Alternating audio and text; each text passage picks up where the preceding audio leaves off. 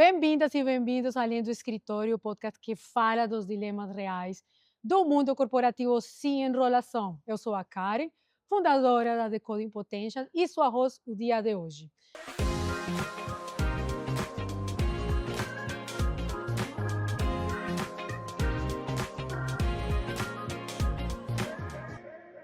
No nosso terceiro episódio da segunda temporada, temos um tema que para muitos pode parecer banal, mas não é. Felicidade no trabalho, onde ela mora, como mede, e por que virou uma pauta de negócio, tá? É o nosso tema do dia de hoje. Lembrando que este programa é uma produção da Fluency Pass, o ciclo completo para você falar inglês de verdade, e da Decoding Potential, o hub de soluções em RH e desenvolvimento humano. Falar de felicidade pessoal no ambiente corporativo ainda incomoda muita gente. Parece subjetivo demais, leve demais e até fútil. Mas a verdade é que empresas que ignoram essa pauta estão ignorando o que realmente sustenta a performance no longo prazo. Saúde emocional, pertencimento, propósito. Mas antes de começar, pessoal, como sempre, siga lá a gente no Spotify, no LinkedIn, no Instagram, porque esta temporada, como prometi para vocês, ela está entregando muito e está desafiando muito o discurso que está pronto por aí.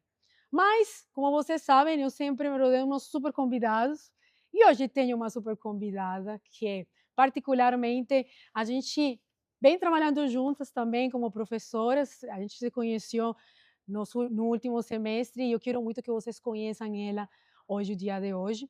Ela se dedica de alguma forma a estudar e ensinar felicidade como estratégia organizacional.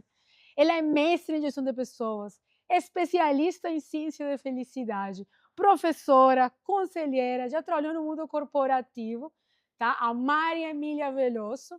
Bem-vinda, Mar. Muito Tudo bem? obrigada, obrigada pelo É um prazer te ter convite. aqui, mas vocês sabem, eu não gosto só apresentar de uma forma formal os nossos convidados. Então, eu quero te perguntar, Mar, quem é a Mar além do crachá? Quem é a Maria Emília além do escritório? Conta para nós. Vamos lá, sou mãe da Maitê e do Felipe, casada com o João Pedro, mãe de 6 pets, 2 cachorros e 4 Seis gatos, pets. 6 pets, Ah, que ama a natureza e que adora ler, que adora estudar e que está aqui nessa jornada para aprender e ensinar. legal. Conta para nós um pouco dentro dessa jornada, como foi essa jornada no mundo corporativo, e como chegaste aqui a hoje em dia. Comecei a trabalhar com 15 anos, em vendedora de loja, então desde muito cedo entrei nessa área comercial e lidar com gente. Aí eu entrei na faculdade, fiz administração, aí eu comecei a estagiar, fui estagiar na Alcoa, uma empresa de alumínio, né, que foi muito bacana, e começar numa multinacional, numa empresa grande, com estrutura, com processos, mas que não era um produto que era muito a minha praia ali, né, porque era alumínio e tudo mais. Mas foi uma boa experiência, então comecei lá, fui estagiária, fui efetivada, de lá eu fui para a Unilever. Então na Unilever, né, eu sempre digo que foi minha grande escola, minha formação. Então eu entrei para a área de trade marketing e há 30 anos atrás, quando a área estava começando, as pessoas me perguntavam: "Pra onde você vai trabalhar?" Eu falava: "Vou trabalhar em marketing", porque eu não sabia nem falar o que era trade, né, porque a Unilever foi a empresa que trouxe isso para o Brasil, esse conceito aqui, que criou isso no mundo. Fiquei 8 anos na Unilever, lá eu passei na área de trade marketing canal, categoria, fui cuidar da implementação de SAP para América Latina, enfim, área de inovação para América Latina. Depois de 8 anos, eu mudei, fui para Alpargatas, para a divisão de esportivos, lá fui também estruturar a área de trade marketing, acabei assumindo a área de marketing, de patrocínios, um mercado muito legal de trabalhar, quando se fala com esporte, né, com saúde, gostei demais, Dinâmico. dinâmico, é muito gostoso, muito gostoso. Aí, quando eu estava lá, eu acabei recebendo uma proposta de uma ex-chefe minha da Unilever, que tinha ido para a Hipermarcas na época, para montar a empresa, estava começando, né, hoje Hypera, mas estava começando um monte de aquisições, então eu fui para lá para começar de novo do zero a área de trade, na parte de higiene e beleza. E foi uma experiência muito bacana, porque começamos do zero, o período que eu fiquei lá, quase 3 anos, foram mais de 20 aquisições, né, então assim, cada semana, cada 15 dias tinha uma empresa chegando, repensar a estratégia, E lá eu acabei engravidando do Felipe, né, do meu segundo filho, e fui promovida durante minha licença maternidade. Então, há 14 anos atrás, né, durante a licença eu fui promovida. Fiquei lá um tempo, acabei recebendo um convite que foi recusável de ir pra Disney, aqui no Brasil, então eu fui Que ser a legal. diretora de varejo da Disney do Brasil. Na época eu fui para cuidar da área comercial de DVDs, que já não existe mais, né, não existia. Eu fui muito sabendo que era o processo de phase out da categoria Que no legal. Brasil, né, então foi um papel ali muito de gestão da equipe, eram representantes, tinha alguns funcionários, como é que a gente faz isso e preserva as pessoas nesse processo. Fiquei na Disney 6 anos e meio, foi uma experiência muito bacana também, um mercado completamente diferente, trabalhar com licenciamento, você não é dono do produto, mas você tem um papel importante de gestão de marca e garantir essa presença e a execução no ponto de venda alinhado com o guideline de fora, né. De lá, eu recebi um convite que eu queria muito ter experiência de varejo, eu fui para a Amazon, aí eu fui ser diretora Legal. de varejo da Amazon, foi exatamente quando a Amazon estava abrindo a loja de 1P aqui no Brasil, eu fui cuidar da categoria, vamos chamar que é o bazar, no varejo, casa, cozinha, brinquedo, material de construção, jardinagem, automotiva, enfim, foram muitas categorias.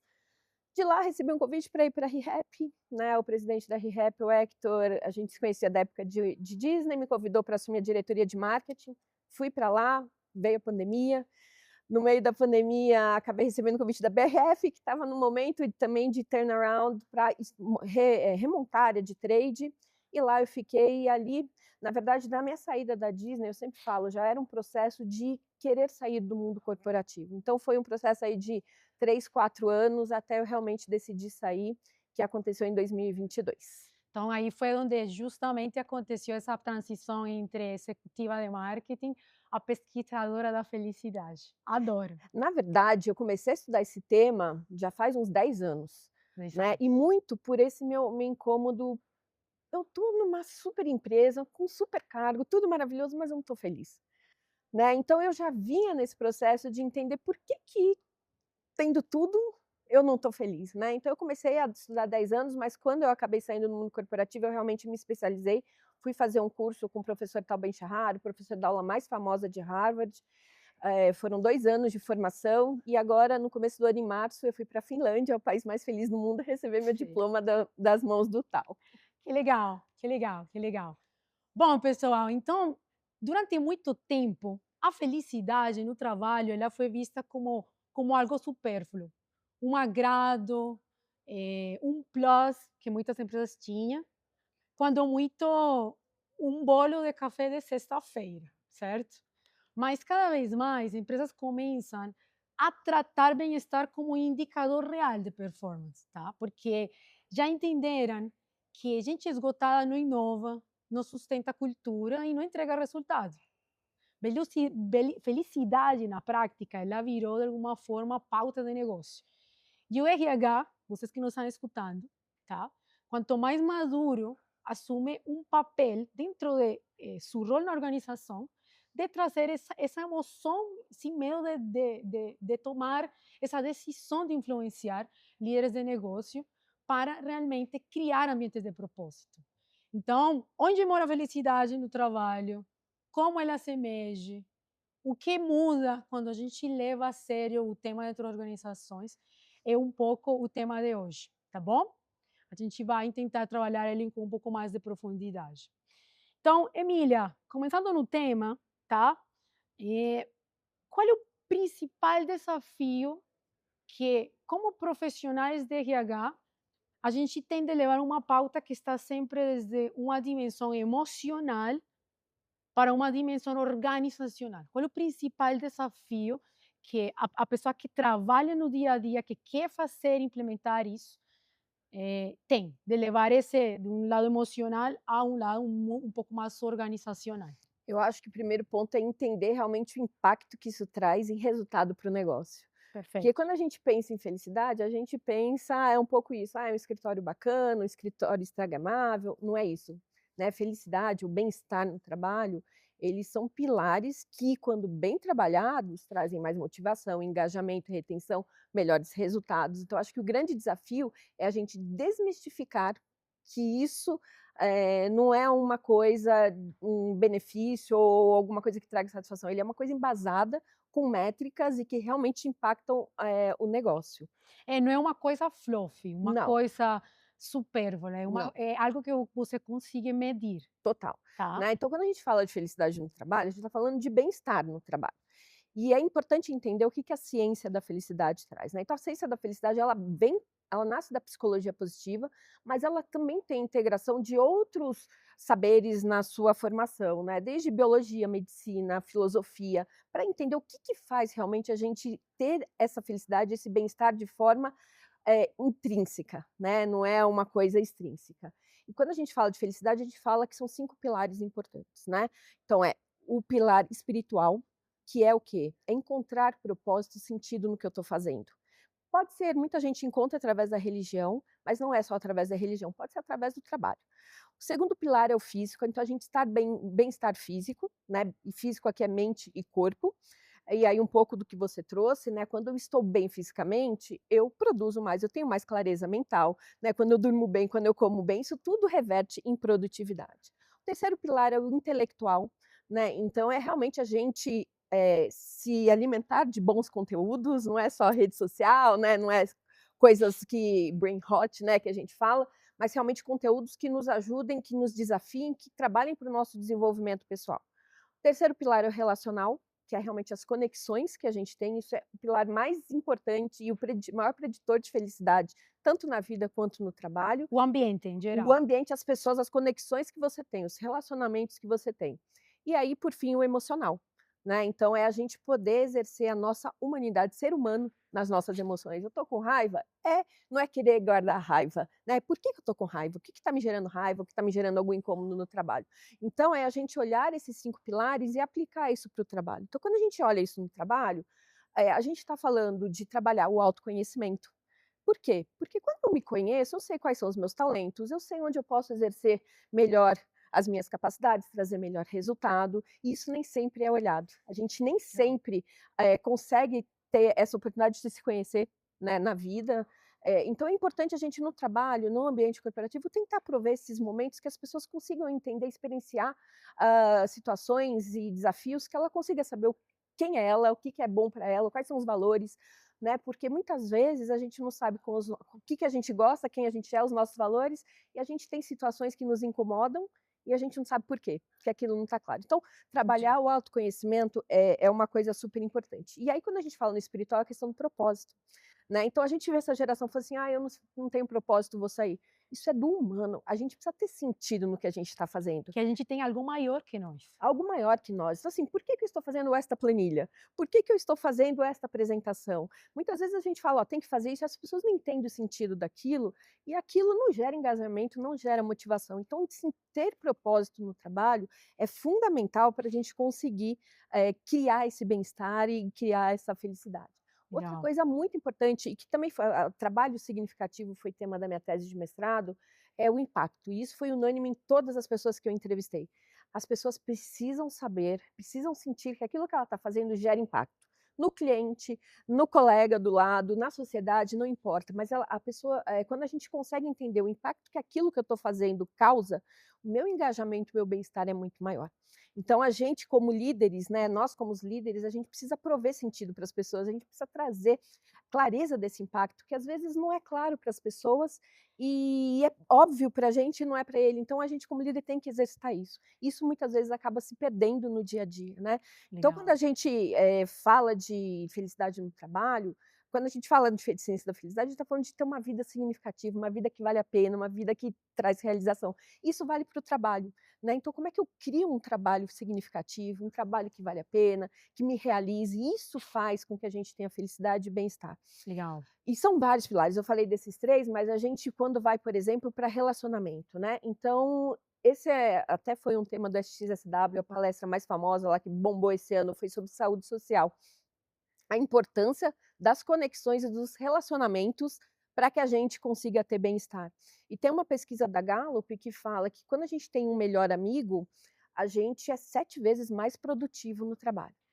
porque te dá uma série de propósito, você sente que tem algo maior. Que tem me sinto pertencendo, poxa, eu estou num lugar que eu gosto das pessoas. Quantas vezes as pessoas não recebem propostas e falam assim: "Ah, mas eu gosto tanto de trabalhar lá por causa das pessoas, não vou sair". Então isso realmente É. é um preditor importante de felicidade, de bem-estar e de retenção É dentro das organizações. porque eu acho, Emília, que todos nós precisamos um local, diz-se local, mas não em sentido figurado, de acolhimento.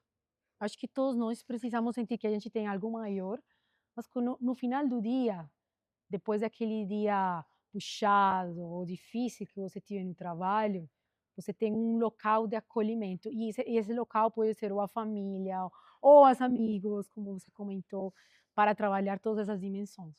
Mas eu quero que a gente tente olhar um pouco para o panorama Brasil, tá? Hoje em dia, a gente vê que é muito mais comum falar sobre a felicidade em países europeus, por exemplo. Não, o pessoal lá tem a vida totalmente Definida. definida, tá? E eu me lembro muito, você falou que você foi para a Finlândia, eu me lembro muito da última vez que eu fui para a Finlândia, que, by the way, foi uma das melhores viagens que eu já fiz na minha vida. E eu perguntei para uma das pessoas que estava no metrô, e eu falei, por que você acha, qual é a tua maior preocupação? Sabe o que essa pessoa me respondeu, Hum, Emília? Sabe o que essa pessoa o me quê? respondeu? Que o metrô atrasasse. Quando a gente faz a comparação de países latino-americanos, eu falo, putz, o dia que o metrô atrase me preocupe, eu acho que eu já vou ter muitas necessidades básicas da minha vida resolta de alguma forma.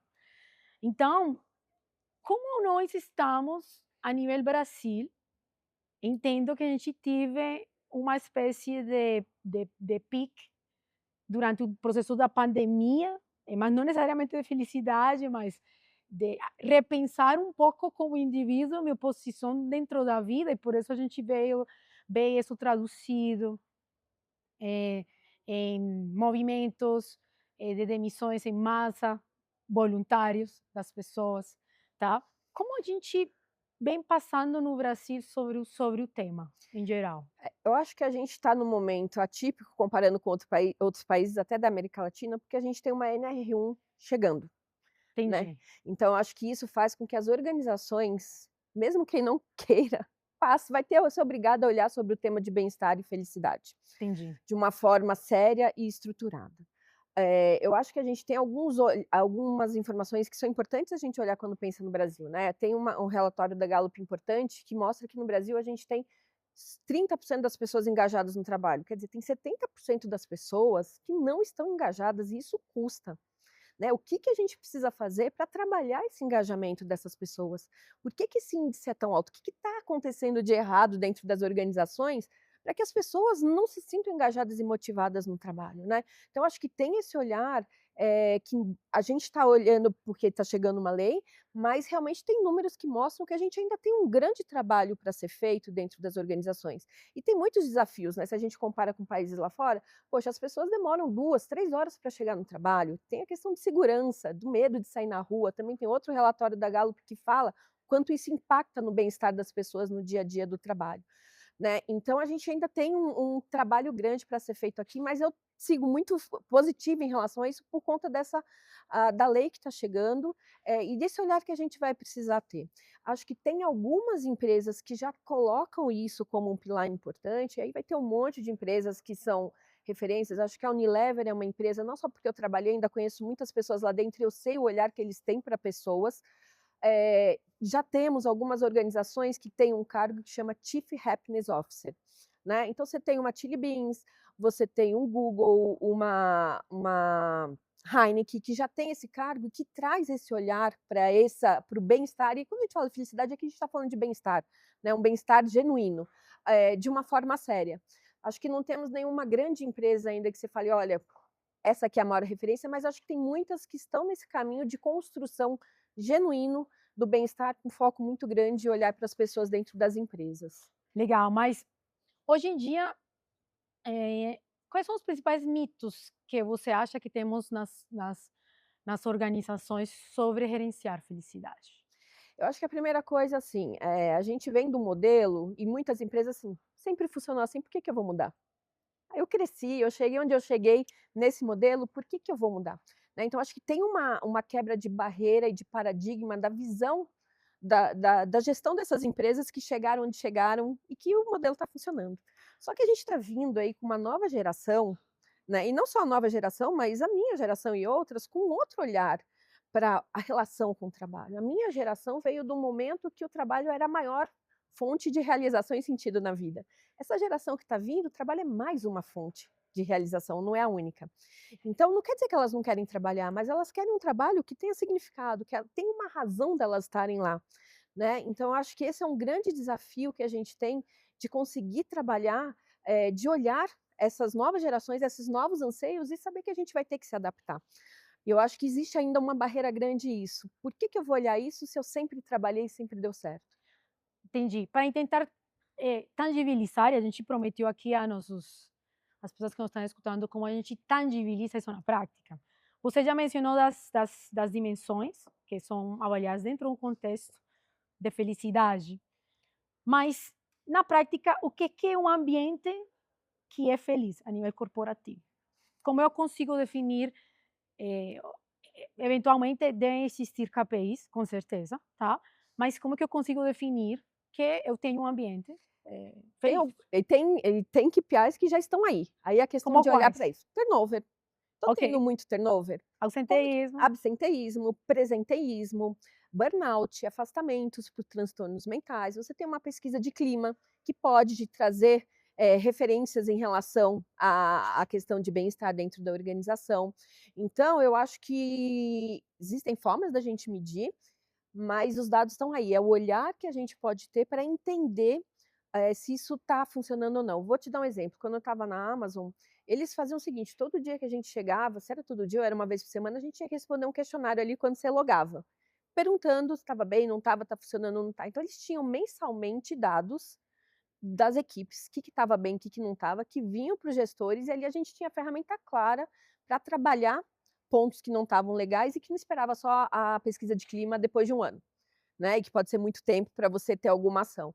Então tem formas fáceis da gente mensurar isso e conseguir trabalhar de forma, rápida, na promoção desse bem-estar, mas os principais índices são esses, índices de afastamento, aumento de sinistralidade do seguro, né, de plano de saúde, então os dados estão ali, é o olhar que a gente tem que ter com esse foco de entender que isso traz muita resposta para mensurar bem-estar e felicidade. tem um tema e é muito interessante como a gente sempre chega em cada episódio à mesma conclusão, que é o rol do líder dentro desse processo de desdobramento, tanto de cultura, de comunicação e, de alguma forma, de comunicação do propósito da organização. Então, qual é o rol dos líderes dentro dessa jornada? É a pessoa mais importante. Né, então quando a gente fala de felicidade, que felicidade está ligada a um trabalho significativo, os líderes são responsáveis, a gente tem pesquisa, por 50% da significância do trabalho. Então a pessoa, para encontrar significado ali, 50% vem do líder. Então essa é a pessoa que vai conseguir transmitir com clareza os propósitos da organização, os desafios da organização, estar presente, trabalhar no desenvolvimento daquela pessoa, entender quais são os pontos de melhoria, quais são os talentos, como é que eu coloco no lugar certo, não coloco, uma pessoa que inspira. Então, assim, o líder é a pessoa mais importante dentro da organização na promoção desse olhar para o bem-estar, para a felicidade da equipe. Eu sempre falo que eu não acredito em eventos, em eventos que são feitos esporadicamente para a gente trabalhar um tema específico. Segundo as boas práticas que a gente vê, tanto internacional como nacionalmente, certo?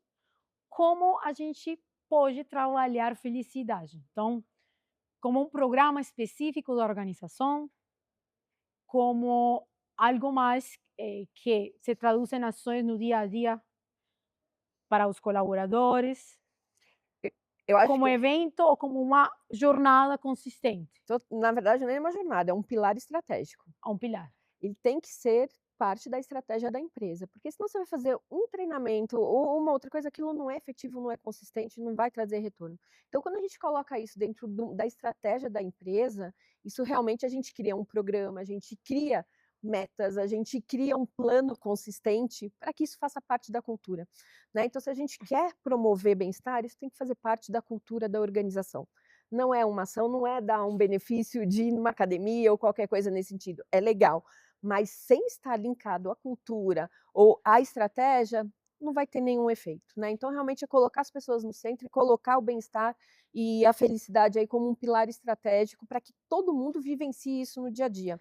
Estava lendo, essa semana saiu um estudo muito interessante, uma pesquisa lá da Inglaterra, que eles estavam avaliando os benefícios de bem-estar, Organizados. então, academia, essas coisas. E eles pesquisaram, foram 20.000 pessoas entrevistadas. E a maior barreira que tem no uso desses benefícios, que são fundamentais para a promoção do bem-estar, é que as pessoas não conseguem usar porque o chefe não deixa sair para ir chegar um pouquinho depois para ir na academia antes, ou sair num horário para poder ir na academia. Verdade, né? Então, assim, a gente dá um monte de benefício, a gente quer promover, mas a gente não vivencia isso. Então, isso precisa fazer parte da cultura de forma O genuína. sistema não deixa Não deixa. usufruir os benefícios que a empresa Então traz. aí você Exato. você dá uma coisa que você não usa, quem que vai acreditar que é um lugar que promove bem-estar, né. Então, de novo, precisa fazer parte do dia a dia de todo mundo e começa por cima, né, pela liderança. Eu sempre falo que eu não me canso e acho que as pessoas que seguem o podcast também vão concordar comigo, é que eu não me canso de falar que as pessoas precisam entender o porquê elas fazem o que fazem, mas também o como, tá? Muita da gente que nos escuta são pessoas que trabalham dentro das áreas de RH, diferentes senioridades.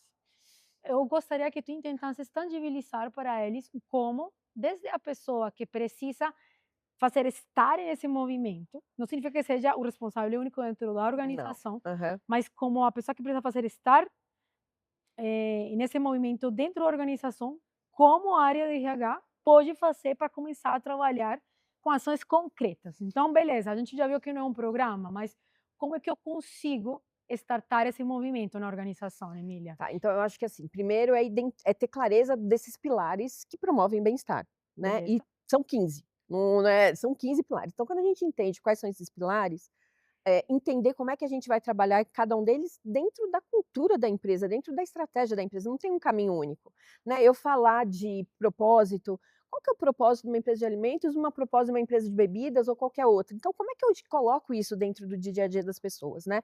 Então é entender esses pilares e como é que a gente pode trabalhá-los. Segundo ponto, eu acho que é muito importante, é o letramento.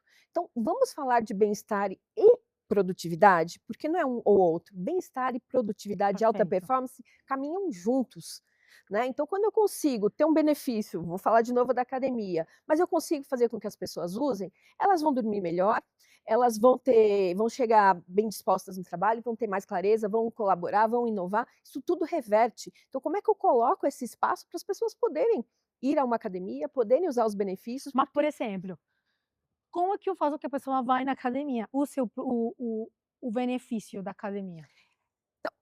se a pessoa não entender o porquê aquilo é importante, se a pessoa não tem consciência, Letramento, letramento, trazer essa consciência, tem ferramentas e a gente pode usar a economia comportamental para a gente estimular isso. Então, por exemplo, e aí o iFood tem esse programa que é muito bacana, as pessoas têm missões. Cada pessoa que vai na academia, completa a missão, vai acumulando pontos, que depois reverte em ingresso de cinema ou qualquer outra coisa. Então, tem formas da legal, companhia estimular isso, para que isso depois vire um hábito. Né? legal. Então, às vezes, a gente precisa realmente ter alguns incentivos para mudar comportamento. Né? Então, acho que o segundo ponto é a gente trabalhar esse letramento. É muito importante a gente identificar multiplicadores dentro da empresa. Quem são as pessoas que Perfeito. genuinamente acreditam e que podem ser as pessoas que vão multiplicar esse conceito, essa forma, esse comportamento dentro da organização. E aqui não é cargo, são pessoas que têm essa liderança indireta e que podem impactar a organização dentro da sua. Influenciadores. São os influenciadores organizacionais ali que podem ajudar a mudar isso. Né? Então, e aí quando você consegue criar esse movimento, você vai impactando as pessoas e vai conseguindo mudar comportamento. Mas de volta aqui, começa pela liderança realmente de forma genuína, dando exemplo, né? Então, assim, vai na academia, tem um momento de pausa, tira férias e sai com a família, ou fazer qualquer coisa, vai viajar, descansar. Então, a gente colocar esses pilares do que promove esse bem-estar e felicidade de forma genuína por cima, que aí a gente vai conseguindo replicar na organização. Mas precisa de um plano. Não é a gente fazer um treinamento, falar de uma coisa, como é que a gente vai colocar isso dentro de toda a organização, quem são as pessoas importantes para disseminar esse conteúdo e esse comportamento, essa estratégia dentro da organização.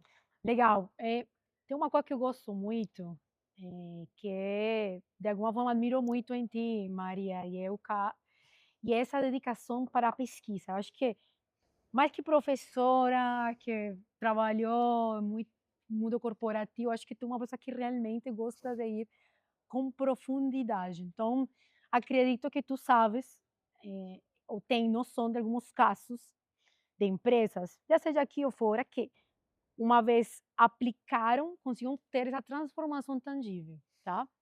Tu pode conseguir trazer algum exemplo dentro dos casos que você já pesquisou, de alguma forma, alguma empresa que aplicou esses conceitos, tá? E hoje tem uma transformação um pouco mais tangível. Sim, e eu vou voltar um pouco no que a gente falou anteriormente. Tem uma empresa, o que que ela fez? Ela criou esse plano, montou essa estratégia e ela se juntou com o plano de saúde. Então, eles Legal. criaram um programa juntos dentro da empresa para promover qualidade de vida, bem-estar, trabalhar alimentação, nutrição. Então, assim, é um plano. E aí, por que que eu estou falando isso? Porque às vezes a solução a gente precisa de braços de fora, de outros parceiros, para conseguir mudar esse comportamento, né? Então, acho que esse é um exemplo de uma empresa bacana que conseguiu tangibilizar isso, conseguiu diminuir afastamento de forma concreta, as pessoas estavam com muito questão de transtornos mentais, sendo afastada, mas acho que tem um indicador mais importante que foi a diminuição da obesidade dentro da empresa. Porque eles começaram com esse programa de bem-estar e de saúde, muitas pessoas emagreceram, porque começaram a praticar, isso se reverteu em maior produtividade, maior bem-estar. E nem era esse o grande propósito, claro que isso é um pilar importante, mas eles conseguiram gerenciar tendo as informações junto com o plano de saúde, toda essa qualidade de vida que eles acabaram proporcionando e que transformou não só lá dentro, mas fora, na vida pessoal da pessoa também, né. Então, esse é um exemplo. A Chili Beans, né, tem a implementação lá de todas as ferramentas das áreas, esse olhar. A Heineken também está fazendo um trabalho muito bacana com relação à criação dessa área, e acho que é legal o da Heineken, porque assim, de novo, é olhar esses pilares que são fundamentais para bem-estar. Não é um escritório bonito, que é legal, mas não é isso. É como é que está a nossa liderança? A gente está tendo muito turnover, a gente está tendo muito afastamento, a gente está tendo muita pessoa sendo adoecendo, tendo burnout ou qualquer coisa nesse sentido. Então, ele tem uma estratégia muito clara e eles têm aí apresentado, pelo menos em alguns lugares que eu pude assistir a apresentação deles, tanto o presidente Maurício quanto a diretora Chief Happiness Officer, falando desses dados e enquanto isso tem trazido mais engajamento dentro da organização. Agora, o que é importante? É um trabalho de médio e longo prazo. Não é vamos criar a área Perfeito, você agora e chegou. mês que vem está tudo mudado, não. Né? Porque, de novo, a gente está falando em mudança de comportamento, a gente está falando em treinar habilidades das pessoas. Quando a gente fala de liderança, tem muita gente que não está preparada para aquela posição e a gente precisa treiná-las, a gente precisa prepará-las, né? Então, exige aí um comprometimento dos dois lados para a gente conseguir ter esses resultados e que não é rápido, mas que ele é sem dúvida nenhuma, um pilar importante para a sustentabilidade do negócio a longo prazo. Tem um tema que tem saído transversalmente em todos os episódios e a importância da segurança psicológica dentro das organizações, que é como uma espécie de base para conseguir trazer outros elementos. Obviamente, para a felicidade ela é a chave, tá? Mas mais do que isso, é muito interessante também enxergar. A gente trabalha, Emília, com muito empreendedor.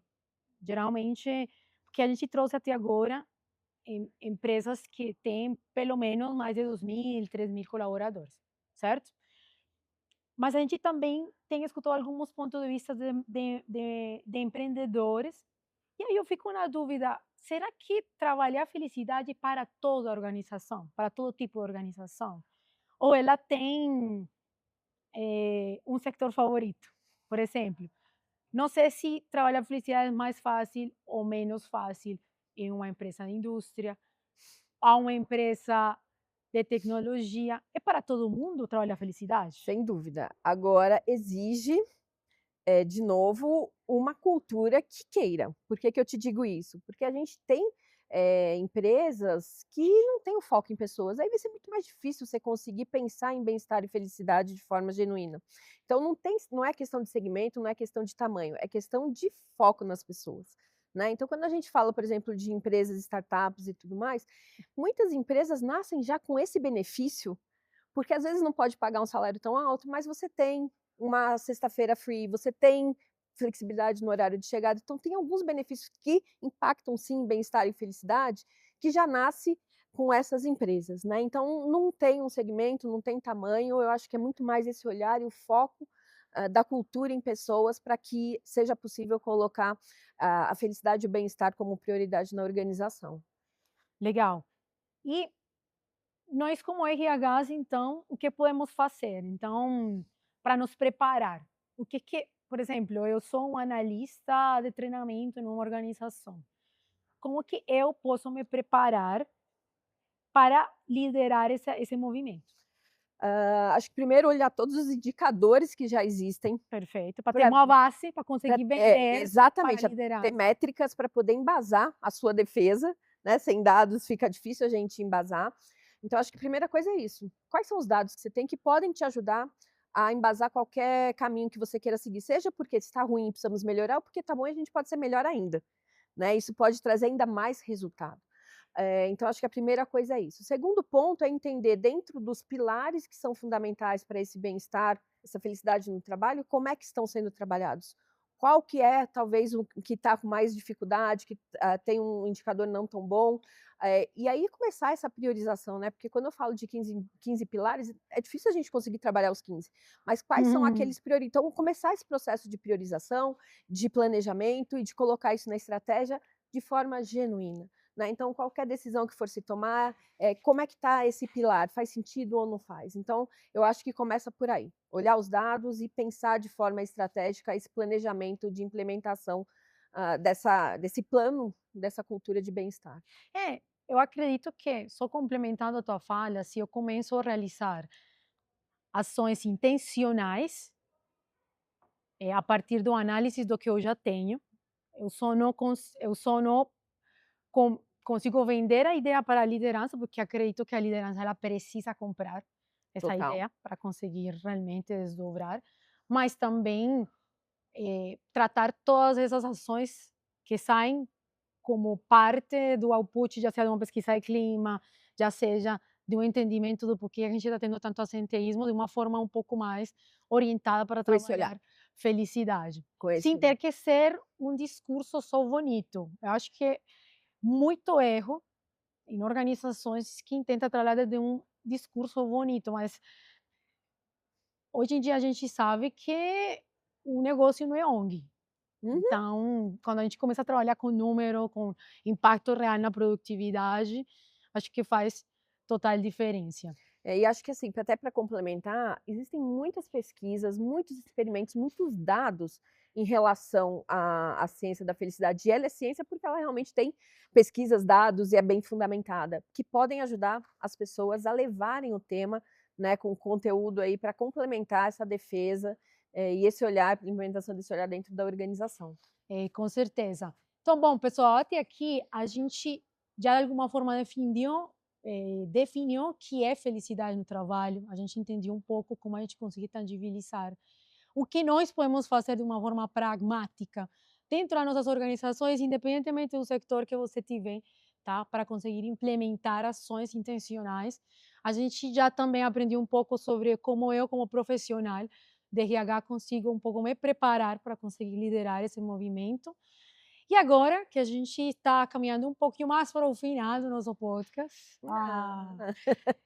eu quero começar com o nosso bloco, que para mim é um dos favoritos, que é o sim ou não justifique. Tá preparada, Emília? Não sei, vamos lá.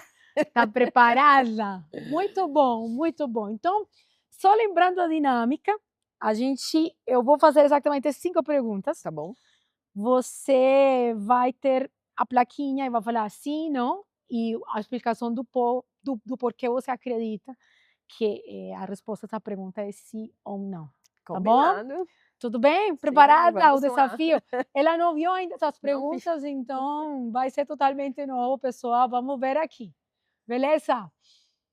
Emília, felicidade pode ser medida com KPI? Também. Ah, sim, Muito bom! sim. Tem essa lembrança. Sim, Sim, beleza. sim, total, Tá? né. Então a gente acabou de falar disso, mas eu acho que é importante também a gente nunca esquecer que felicidade é algo subjetivo, né. Então o que me faz feliz não te faz feliz, não É necessariamente. verdade, é verdade. Então a gente tem dados, que podem mensurar, mas é importante a gente nunca perder o olhar para a pessoa. Né, então, o que que aquela pessoa espera, qual a expectativa, quais são, os sonhos dela, o que que ela quer, o que que ela não quer, o que que ela é bom, o que que ela não é. Então é importante a gente não ficar só nos dados, a gente também olhar, ter esse olhar genuíno para as pessoas, para poder realmente entender se a felicidade está acontecendo ou não. Muito bom! Você saiu bem, né, pessoal? Saiu bem. Aqui o pessoal que está nos acompanhando detrás de câmera está falando que essa está fazendo muito bem. Muito bom! Segunda, cultura emocionalmente madura entrega mais resultado nas organizações. Sim. Por quê? Emocionalmente madura, Isso, porque quando a gente consegue ter, clareza das emoções, gerenciar as emoções, a gente consegue ter uma atitude muito mais madura. Então, quando eu tenho, organizações que estão muito conflito interno, muita briga entre as equipes, tem uma questão ali emocional que não está bem resolvida, e isso é com muito ruim para certeza, o negócio, com né. Então, certeza. quando a gente consegue construir essa maturidade emocional, isso vem de um modelo de muita transparência, de muita autenticidade, de muito respeito. A gente consegue, sem dúvida, ter uma cultura mais funcional, vamos dizer assim, quando ela é madura emocionalmente. E com por consequência mais Com resultado na certeza, prática. com certeza. Muito bom, muito bom. Todo líder deveria passar por formação em bem-estar? Com certeza, Mas, não tenho beleza, beleza. dúvida. Mas assim, e não é nem só pela empresa, é para ele. Para Porque se ele a mesmo. gente Exato. não cuidar da gente, não temos como cuidar das outras pessoas que estão ao nosso redor, né. O bem-estar começa pela gente, a gente cuidar da nossa saúde, da nossa questão emocional, intelectual, relacional. Quando a gente está bem, eu consigo fazer as pessoas ao meu redor ficar bem, senão não tem jeito. Se eu não estiver bem, você não que trabalha comigo vai de paralelo ali receber o que não está legal em mim, entendeu. Com Então sim. certeza, com certeza, com certeza. Muito bom. RH ainda tem medo de lidar com emoção nas organizações? O que você acha? Eu acho que sim. Eu acho porque, assim, quando a gente fala de pessoas, cada um, sente emoção de uma forma diferente. E a gente não consegue ter controle, né, situações que às vezes me incomodam não vão te incomodar. Então eu acho que quando a gente não consegue ter esse controle do todo, a gente precisa estar muito bem preparado para lidar com as atitudes individuais, com as emoções individuais. Então eu acho que existe ainda, uma oportunidade, né, dessa preparação, das pessoas para lidar com a individualidade, a subjetividade de cada um dos colaboradores dentro das organizações. Né, então eu acho que como a gente isso acaba gerando um certo incômodo e acho que tem essa dificuldade. Eu acho que a gente ainda precisa trabalhar muito e não só o RH, todas as pessoas, porque cuidar de pessoas não é responsabilidade do RH, é responsabilidade da organização, de todas as pessoas da organização. Então eu acho que tem um trabalho que a gente precisa fazer dentro das organizações de preparar todo mundo, e não é só os líderes, é absolutamente todo mundo aprender a fazer a gestão dessas emoções e dessa forma viver muito melhor e muito mais feliz. É a primeira vez que acontece, pessoal, mas a nossa convidada de hoje respondeu a pergunta seguinte, na prática, né? Que era felicidade e responsabilidade compartilhada. Total, total. Sim, sim. Sim, sim. E de novo, eu vou insistir, começa com a gente, né, a gente não pode colocar essa responsabilidade só na organização, né, só na empresa, começa com a gente, e eu volto no ponto que eu trouxe do autoconhecimento, se eu não souber o que me traz bem-estar, o que me faz feliz, não tem como eu querer, promover isso nos ambientes onde eu trabalho, e as pessoas que estão ao meu redor. Então, a gente tem uma responsabilidade muito grande para o nosso bem-estar e aí, consequentemente, como líderes dentro da organização. É isso aí, pessoal. Hoje a gente aprendeu que a felicidade, ela é muito mais que um discurso bonito. A felicidade bem implementada, com intencionalidade nas organizações, ela permite ter maior produtividade e, por consequência, maior resultado dentro das organizações. Pessoas felizes, está comprovado que elas conseguem trabalhar melhor. Pessoas felizes, elas conseguem ter melhores resultados. Produzem mais, têm mais alta performance, Com são mais certeza. colaborativas, inovadoras. Mas precisa ser trabalhado a partir de uma estratégia que tenha como base os resultados e os indicadores da sua organização, tá? Então, muito obrigada por o dia de hoje, Emília. Foi super legal e interessante aprender contigo o dia de hoje. Se você tem alguma mensagem final para nossos ouvintes, fique à Acho que vontade. um ponto que você falou e eu não tinha falado, a felicidade é intencional. É A gente intencional. precisa construí-la de forma Como todo na intencional, vida. tudo, mas assim, ela não vai aparecer aqui nesse dia ensolarado e bonito lá fora, né? Então eu preciso construir boas relações, eu preciso ter uma relação com o meu chefe bacana, eu preciso criar um ambiente, uma cultura organizacional que as pessoas queiram estar, né? Eu preciso dar autonomia, eu preciso ter propósito no trabalho, sim. Então, assim, que a gente consiga colocar intenção nas ações do dia a dia e nas nossas relações com as pessoas dentro das organizações, de forma genuína e com muita atenção plena, com atenção ali pura e junto às pessoas, presença, para que a gente consiga construir esse ambiente de bem-estar e felicidade. Muito legal. Se você que está aí nos escutando acredita que este episódio pode servir para um gestor que está meio perdido sobre o tema, se você vê que na tua organização está precisando, envia o episódio lá para ele entender um pouco mais sobre como tratar a felicidade dentro da sua organização. E não esquece, obviamente, de nos seguir no Spotify, no YouTube, ativa lá o sininho, no Instagram. E bom, pessoal, até nosso próximo episódio.